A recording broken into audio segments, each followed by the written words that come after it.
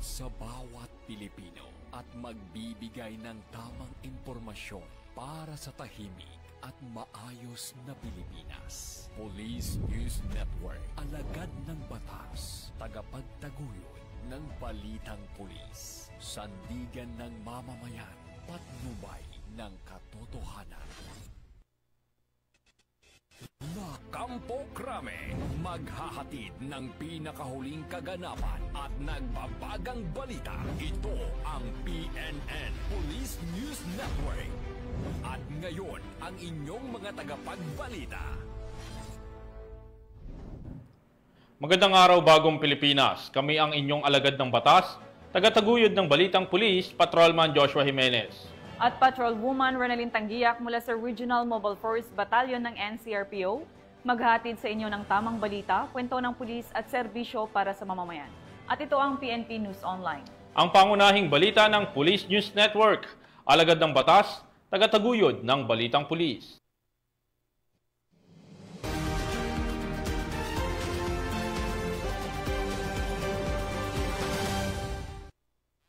Balitang dapat niyong abangan.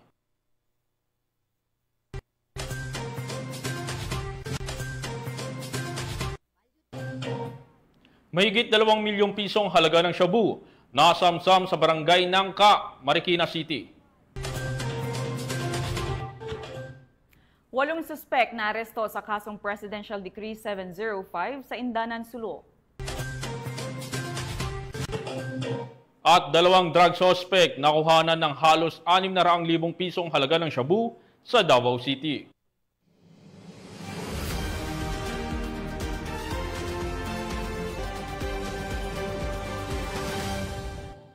Narito ang mga balitang hatid ng ating PNN correspondents mula sa iba't ibang panig ng bansa.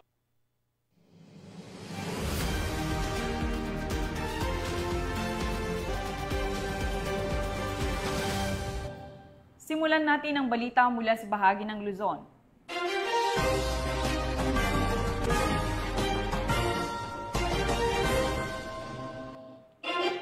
Sa patuloy na pagtataguyod ng maayos at tahimik na pagbabalik eskwela, hatid ng mga kapulisan, katuwang ang ibang ahensya, matagumpay na naisagawa ang Balik Eskwela Joint Community Outreach Program sa Basista, Pangasinan. Sa pamamagitan ng aktibong pakikibahagi sa mga makabuluhang programa tulad ng Balik Eskwela, na ipapakita ng mga pulis ang kanilang malasakit at dedikasyon, hindi lamang sa seguridad, kundi sa kabuuang kapakanan ng komunidad, lalo na ng mga kabataan. Yan ang balitang hatid ni Police Staff Sergeant Jandel Supremo.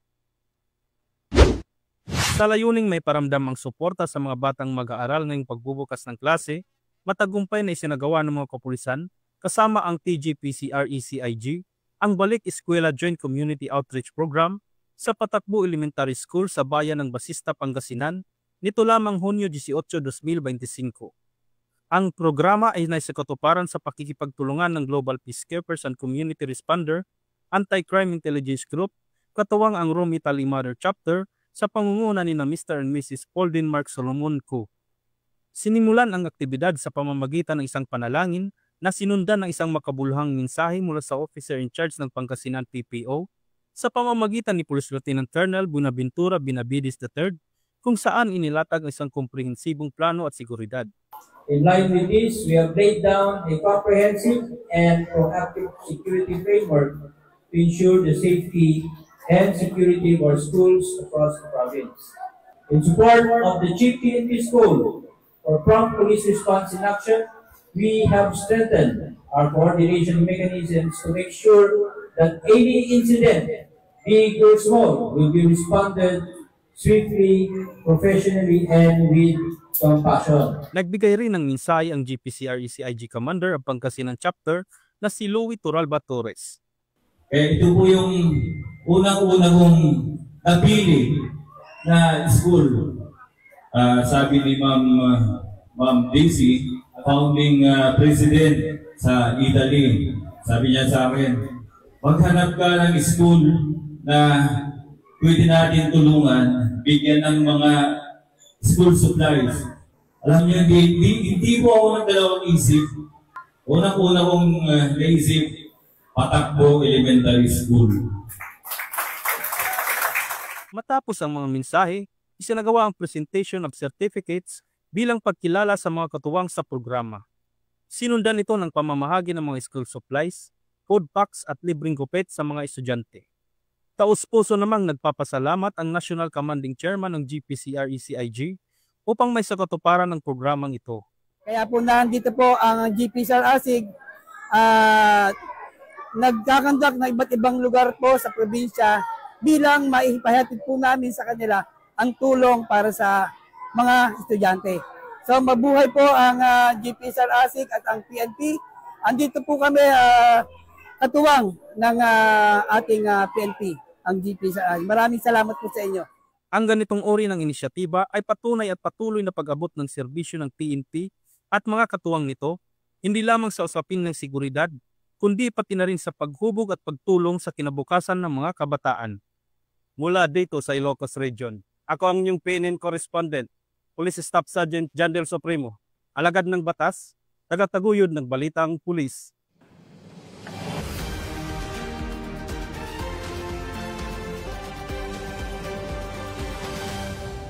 Sa pagpapatuloy ng Police News Network, nasamsam ang mahigit 2 milyong pisong halaga ng shabu ng mga tauhan ng Eastern Police District mula sa isang newly identified high-value individual sa isinagawang bypass operation sa barangay Nangka, Marikina City. Yan ang ibabahagi ni Patrolwoman Ivy Corporal. Muling nasakot din ng mga operatiba ng Eastern Police District sa isinagawang bypass operation ang isang sospek na dati nang nahuli sa kasong droga sa barangay Nangka, Marikina City. Kinilala ang sospek na si alias Rubin, 32 anyos, residente ng San Mateo, Rizal at ngayon ay newly identified high-valued individual. Nakuha sa kanya ang 295 gramo ng hinihinalang shabu na nagkakahalaga ng 2,006,000 pesos. Mahaharap siya sa kasong paglabag sa Section 5 at 11 ng Republic Act 9165 o mas kilala bilang Comprehensive Dangerous Drug Act of 2002. Ayon kay Police Brigadier General Aden Lagradante, ang tagumpay na ito ay patunay na patuloy ang pinagting na kampanya ng Eastern Police District laban sa iligal na droga. Mula dito sa Metro Manila, ako po ang inyong PNN correspondent, Patrolwoman Ivy Corporal, alagad ng batas, tagataguyod ng balitang pulis. Salamat Patrolwoman Corporal. Samantala, matagumpay na isinagawa ang second quarter nationwide simultaneous earthquake drill ngayong umaga, June 19, 2025, sa ganap na alas 9 ng umaga sa harap ng National Headquarters sa loob ng Camp Brigadier General Rafael T. Crame, Quezon City. Ang aktibidad ay pinangunahan ng Philippine National Police, katuwang ang Office of Civil Defense at National Disaster Risk Reduction and Management Council bilang bahagi ng pinaigting na kampanya para sa kahandaan sa lindol at iba pang sakuna. Sa eksaktong alas 9 ng umaga, sabay-sabay na isinagawa ng mga kawani ng PNP at iba pang mga ahensya. Naroon ang drop, cover, and hold bilang paunang tugon sa isang senaryong lindola. Sinundan ito ng evacuation drill at simulation ng emergency response procedures gaya ng search and rescue, first aid at fire suppression. Kasama rin sa drill ang pagsasanay ng command and control systems, communication sa panahon ng sakuna at pag-coordinate ng mga first responders para masiguro ang mabilis at epektibong pagtugon. Ang naturang nationwide earthquake drill ay ginaganap kada quarter upang mapanatili ang awareness at preparedness ng bawat sektor ng lipunan sa mga posibleng sakuna.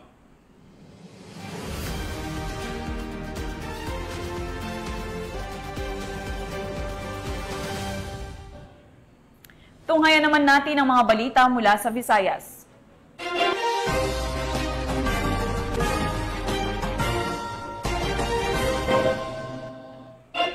Napasakamay ng mga otoridad ang tinaguriang top 6 most wanted person, provincial level, matapos hahainan ng warrant of arrest sa kasong act of lasciviousness sa Cebu City.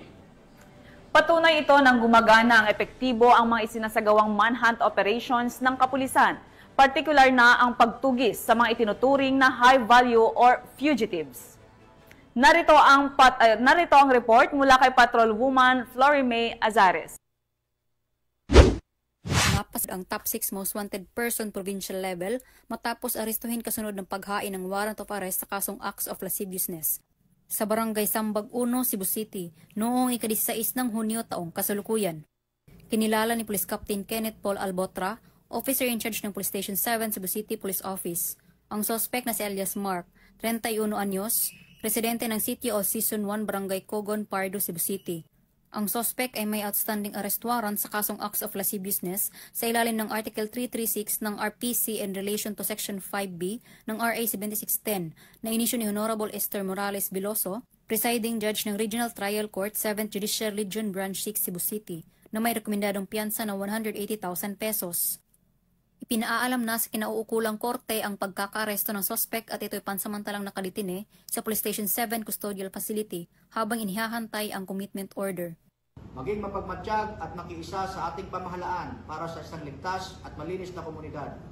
Ipagbigay alam agad sa mga otoridad ang anumang kahinahinalang gawain. Sa pamamagitan ng determinasyon ng mga kapulisan, mas papaigtingin pa nila ang kanilang pagganap ng tungkulin upang mapanagot ang mga tiwaling individual at masiguro ang seguridad ng mga mamamayan tungo sa isang mapayapang bagong Pilipinas. Mula dito sa Central Visayas, ako ang inyong Police News Network correspondent, Patrolwoman Flora May Azares, alagad ng batas, tagataguyod ng Balitang Pulis. Maraming salamat, Patrolwoman Azares. Matagumpay na naisagawa ng Police Regional Office 6 ang 4th Regional Directors Cup na niloka ng mga piling PNP members at ilang sibilyan upang ipamalas ang kanilang kahusayan at disiplina sa paghawak ng barila sa Camp Martin Delgado, Fort San Pedro, Iloilo City. Nakatutok dyan si Patrolwoman Justin May Halyores. Matagumpay na isinagawa ng Police Regional Office 6 ang ika-4 na Regional Directors Cup nito lamang ika-17 ng Hunyo taong kasalukuyan sa Camp Martin Teofilo B. Delgado Firing Range. Ang aktibidad ay nilahukan ng mga piling miyembro ng kapulisan at ilang sibilyan na may interes sa marksmanship na nagtipon-tipon upang ipamalas ang kanilang kahusayan at disiplina sa paghawak ng baril.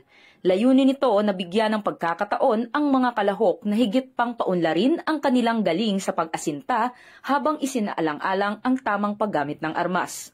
Binibigyang diin din sa naturang aktibidad ang kahalagahan ng disiplina at tamang kaalaman sa paggamit ng makabagong kagamitan sa ilalim ng ligtas at kontroladong kapaligiran. Ayon sa pamunuan ng Pro-6, ang kompetisyon ay bahagi ng programa ni Chief PNP Police General Nicolas D. Torre III na naglalayong palakasin ang kakayahan ng mga pulis sa tamang paggamit ng kanilang baril, lalo na sa mga lehitimong operasyon. Isa rin itong hakbang upang mapanatili ang mataas na antas ng kahandaan ng mga tauhan ng PNP sa anumang sitwasyon. Maliban sa pagpapalawak ng kasanayan, nagsilbi rin ang aktibidad bilang isang plataporma ng pagbubuklod at kooperasyon sa pagitan ng pulisya at ng komunidad.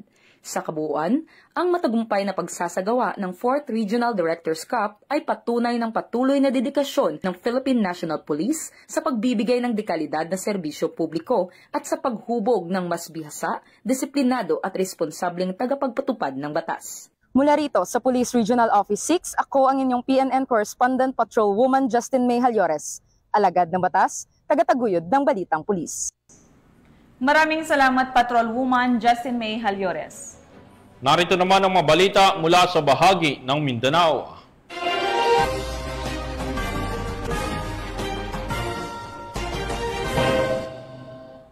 Pinangunahan ng Cotabato Police Provincial Office ang isinagawang PNP-wide Annual Inspection of Disaster Response Equipment bilang paghahanda sa mga kalamidad ngayong panahon ng tag-ulan na ginanap sa Amas, Kidapawan City. Layunin ng aktibidad na tiyakin ang kahandaan ng mga kagamitan at tauhan sa harap ng posibleng kalamidad tulad ng pagbaha, landslide at iba pang sakunang dulot ng masamang panahon. Sinuri sa inspeksyon ang kondisyon ng mga rescue boats, life vests, medical kits, communication equipment at iba pang disaster response tools. Ibabalita yan ni Patrolwoman Brylin Jean Cabunilas. Isang PNP-wide Annual Inspection of Disaster Response Equipment ang isinagawa ng Cotabato Police Provincial Office bilang paghahanda sa mga kalamidad ngayong panahon ng tag-ulan na ginanap sa Amas, Kidapawan City nito lamang ika-17 ng Hunyo, 2025. Ang nasabing aktibidad ay pinangunahan ni Police Colonel Gilberto B. Tuzon, Provincial Director ng Cotabato Police Provincial Office, ang pag-inspeksyon sa mga kagamitan kasama ang CPPO squad staff. Kabilang sa mga sinuri ang mga kagamitang search and rescue equipment, ang mga hand tools, digging tools, emergency medical kits, communication devices at iba pa. Layunin ng aktibidad na ito na mapanatiling maayos ang mga kagamitan lalong-lalo na sa search and rescue operation upang mapadali at mabilis ang pagresponde ng mga kapulisan sa oras ng pangangailangan. Mula dito sa Regional Office 12, ako po ang inyong PNN correspondent, Patrolwoman Brylin Jean Cabunilas, alagad ng batas, taga-taguyod ng Balitang Pulis. Salamat Patrolwoman Cabunilas. Naaresto na ang 8 sospek ng mga operatiba ng Sulu Maritime Police Station dahil sa paglabag sa Presidential Decree 705 o ang Batas Transportation of Forest Products sa Barangay Kahatian, Indanan, Sulu. Ang buong detalye ng balita mula kay Patrolwoman Veronica Lagi. Aresto ang 8 individual dahil sa paglabag sa Presidential Decree 705 o ang batas laban sa illegal transportation of forest products nito lamang ika-16 ng Hunyo taong kasalukuyan sa Barangay Kadyatan, Indanan, Sulu. Ang operasyon ay sinagawa ng mga tauhan ng Sulu Maritime Police Station sa pamumuno ni Police Major Fritz James L. Madrid, Chief of Police. Sa isinagawang inspeksyon, nadiskupre ang tinatayang 30,000 board feet ng iba't ibang uri ng troso na may kabuang halagang 1,950,000 pesos. Nabigong magpakita ng kaukulang dokumento ang kapitan ng naturang bangka ukol sa legalidad ng kargamento na pag-alamang ang mga troso ay isinikay mula sa Languyan, Tawi-Tawi at patungong Sulu. Bukod sa mga troso, kinumpis ka rin ang mismong lancha na may tinatayang halagang 1,000,000 pesos. Ang mga suspek at mga nakumpiskang ebidensya ay dinala sa istasyon para sa kaukulang dokumentasyon at investigasyon. Nakipag-ugnayan na rin ang mga otoridad sa Ministry of Environment and Natural Resources and Energy BARM upang beripikahin at inventaryohin ang mga troso. Sasampahan ng kasong paglabag sa Presidential Decree 705 ang mga naarestong suspek. Ang mga kapulisan ay patuloy na nagbabantay laban sa iligal na pagputol at pagbebiyahe ng mga produktong gubat sa rehiyon tungo sa mas ligtas at luntiang Bangsamoro. Mula rito sa rehiyon ng Bangsamoro, ako ang inyong Police News Network correspondent, Patrolwoman Veronica Lagi, alagad ng batas, taga-taguyod ng Balitang Pulis. Maraming salamat Patrolwoman Lagi. Isang matagumpay na anti-illegal drug operation ang ipinatupad ng mga kapulisan na humantong sa pagkakahuli ng 2 drug suspect at pagkasamsam ng halos 600,000 pisong halaga ng shabu sa Barangay Bago Aplaya, Davao City. Patrolwoman Sheena May Ilagan, ibalita mo. Isang matagumpay na anti-illegal drug operation ang sigawan ng Baliuk Police Station nito lamang Hunyo taong kasalukuyan na nagresulta sa pagkakaaresto ng 2 hininalang drug personalities at pagkakakumpiska ng tinatayang 84.1 grams sa hininalang shabu na may kabuuang halagang 571,880 pesos. Ang operasyon ay sigawa bandang alas 8 ng gabi sa Phase 2 Gulfview Subdivision, Barangay Bago Aplaya, Davao City sa ilalim ng koordinasyon ng Philippine Drug Enforcement Agency. Kinilala ang mga narestong suspect na sina Alascols, 29 anyos, mula sa Agdao, Davao City na itinuturing na top 1 city-level drug personality at alias Julito, 29 anyos, isang delivery rider mula sa Barangay Bukana, Davao City. Ang mga suspect ay nasa kusdiya ng sabing stasyon at naharap sa kasong paglabag sa Republic Act 9165 o Comprehensive Dangerous Drugs Act of 2002. Samantala, ang Police Regional Office 11 ay patuloy na pinapaigting ang laban kontra kriminalidad alinsun sa kampanya ng Bagong Pilipinas na panatili ng kapayapaan at kaayusan tungo sa pagsulong ng bansa. Mula dito sa Police Regional Office 11, ako inyong PNN correspondent, Patrolwoman Sheena May Ilagad, alagad ng batas, taga-taguyod ng Balitang Pulis. Maraming salamat Patrolwoman Ilagan. At para sa huling balita, nakumpiska ang mahigit 200 pisong halaga ng shabu mula sa 2 suspect sa ikinasang drug buy-bust operation sa Cagayan de Oro City. Yan ang tinutukang balita ni Patrolwoman Danessa Berdos. Main lighter. Wala na, check. Nakumpiska ang 238,000 pesos halaga ng hinihinalang shabu sa isang drug buy-bust operation sa Barangay Kamamanaan, Cagayan de Oro City, Misamis Oriental. Ang naturang operasyon ay pinangunahan ng City Drug Enforcement Unit 10 at kinilala ang mga suspect na sina alias Jingjing, lalaki 39 na taong gulang, alias Inshik, lalaki 36 na taong gulang at residente ng nasabing lugar. Nakumpiska mula sa mga suspect ang 35 gramo ng hinihinalang shabu na may standard drug price na 238,000 pesos, isang 500 peso bill na ginamit bilang buy-bust money at iba pang mga non-drug items. Ang mga suspect ay nahaharap sa kasong paglabag sa RA 9165 o Comprehensive Dangerous Drugs Act of 2002.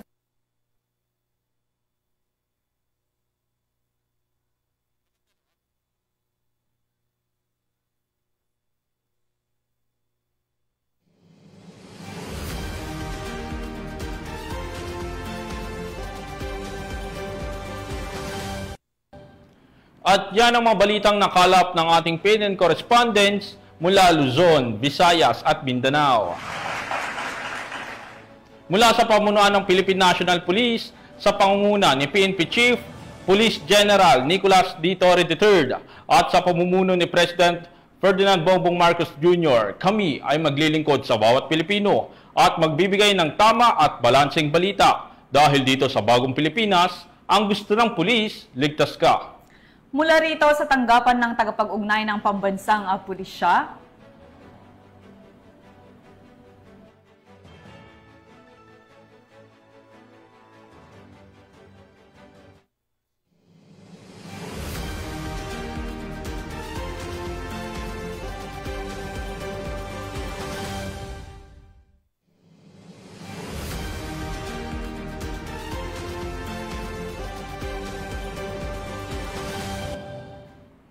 mula rito sa tanggapan ng tagapag-ugnay ng pambansang pulisya, kami ang inyong alagad ng batas, tagataguyod ng Balitang Pulis. Patrolman Joshua Jimenez. At Patrolwoman Ronaldine Tanggiak mula sa Regional Mobile Force Battalion ng NCRPO, maghahatid sa inyo ng tamang balita, kwento ng pulis at serbisyo para sa mamamayan.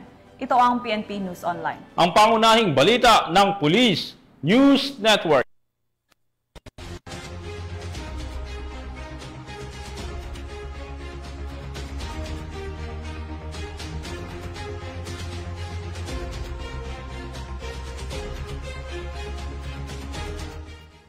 Police News Network, alagad ng batas, tagapagtaguyod ng balitang pulis.